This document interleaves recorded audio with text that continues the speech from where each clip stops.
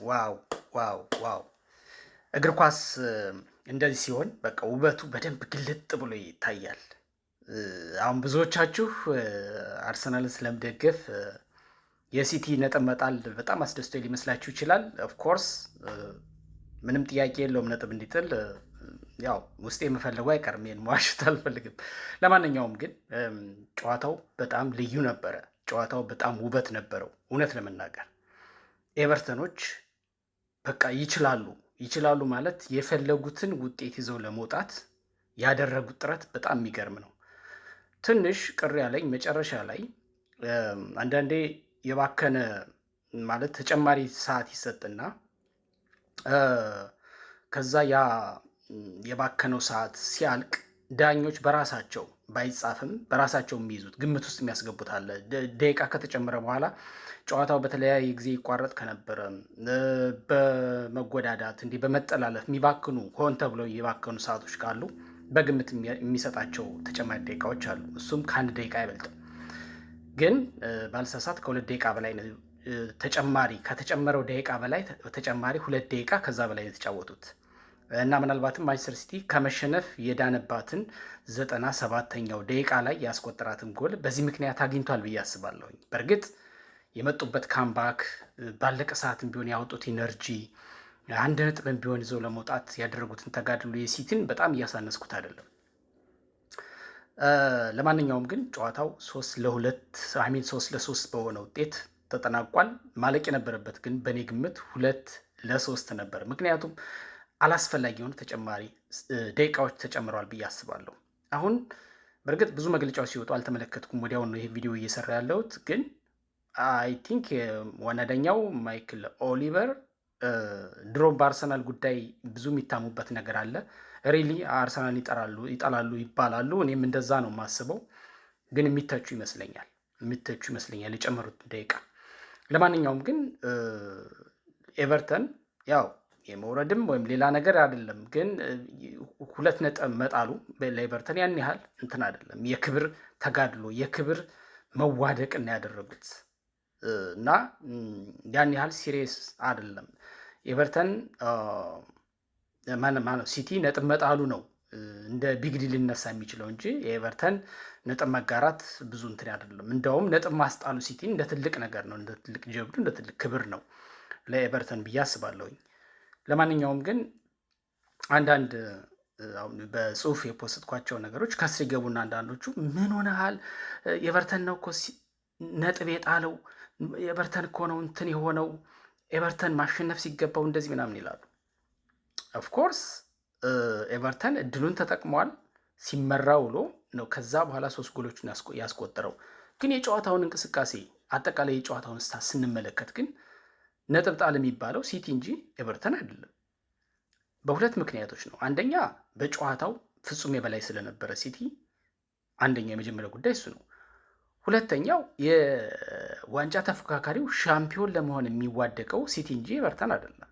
ስለዚህ ሲጻፍ ሲገለጽ እንደዚህ አይነት ጨዋታ ሲተከተናቀቀ በኋላ ሲቲ ነጥብ ጣለ ነው የሚባለው። ለምሳሌ ጨዋታውን 75.1% ብልጫ ወስዶ ተጫውቷል ሲቲ። ኤቨርተን በሜዳውና በደጋፊ ፊት እንደመጫወቱ መጠን 24.9% ብቻ ነበር ኳስ ቁጥጥር የነበረው። ስለዚህ 100% ሙሉ በሙሉ በጨዋታው የኳሱን ተቆጣጠሩት የነበረው ሲቲዎች ነበሩ ማለት ነው። ስለዚህ በዚህ ልክ ብልጫ ወስዶ ከተጫወተ ሲቲ ነጥብ ጣለ ነው የሚባለው። ጋይስ ከስር ገብቶ በኮሜንት ዝም ብሎ መዘባረቅ አይደለም፣ በእውቀት ላይ ተመስርቶ ነው መተቸት የሚቻለው። ከዛ ውጪ ሲቲ 21 ጊዜ ሞክሯል። ከዚህ መካከል 4ቱ ኢላማቸውን የጠበቁ ነበሩ። ስለዚህ 4 ጎል ማስቆጠር ነበረበት እንደማለት ነው። ሙከራው ግን 21 ጊዜ ሙከራ በጣም ብዙ ነው። 14 ጊዜ ብቻ ነው የሞከረው ኤቨርተን ወደ ጎል ደርሶ። በእርግጥ ኢላማቸውን በጠበቁ ይበልጣል። 6 ሙከራዎችን አድርጓል። ብዙ ጊዜ ቶሎ ወደ ሲቲ ጎል አይደርስም። ሲደርስ ግን ኢላማቸውን የጠበቁ ነበር የሚሞክረው። ዶናሩማ የሰራው ስህተት እንደተጠበቀ ሆኖ በእርግጥ የጉዬ ስህተትም ጭምር ነው ያጋለጠው። ዞሮ ግን ጥሩ ነበር በጨዋታው። በጣም ምርጥ የሆኑ ያለቅላቸውን ኳሶች ሲያድን ነበር እንደተለመደው። ዶናሩማ በጣም ብቃት ያለው በነገራችን ላይ በጣም ማደንቀው በረኛ ነው ወይም ደግሞ ግብ ጠባቂ ነው። ስለዚህ በአጠቃላይ ኳሱን ተቆጣጥረውት ነበር ሲቲዎች ስንል ብዙ ጊዜ በኤቨርተን ግብ ክልል ውስጥ ያጠፉት ጊዜ በጣም ብዙ ነው። ለምሳሌ በተቃራኒ የቦክስ ክልል ማለት የቦክስ ሳጥን ይሄ ፔናልቲ ኤሪያ የሚባለው 46-15 ነበር ንጽጽራቸው የኳስ ንክኪው። አንደኛው በአንደኛው ተቃራኒ የፍጹም ቅጣት ክልል ውስጥ ኳስ በመንካት በኩል። ስለዚህ ምን ያህል ኳሱን ይዘውት የጠላት ክልል ውስጥ እንደነበሩ ሲቲዎች የሚያሳይ ነው።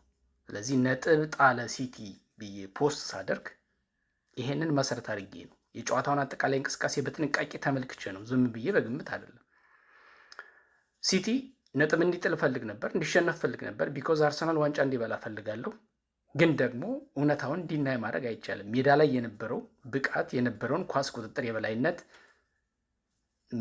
እሱን ደግሞ መሸፋፈን መከለል አይቻልም። በልኩ መግለጽ ነው የሚያዋጣው።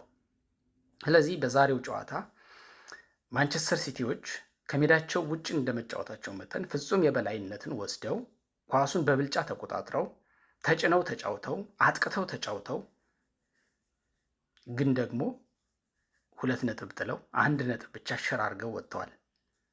ፌር ነው አይደለም፣ እሱ ሌላ ጉዳይ ነው። እንግዲህ ዴቪድ ሞይስ ልምድ ያላቸው አሰልጣኝ ናቸው። ልምዳቸውን ተጠቅመው ታክቲካሊ ማንቸስተር ሲቲ እንዴት ማቆም እንዳለባቸው ቀድመው ታክቲካቸውን በደንብ አድርገው ሰርተው ለተጫዋቾቻቸው ስምሪት ሰጠው ማድረግ የሚፈልጉት ነገር አድርገው ወጥተዋል ብዬ ነው የማስበው።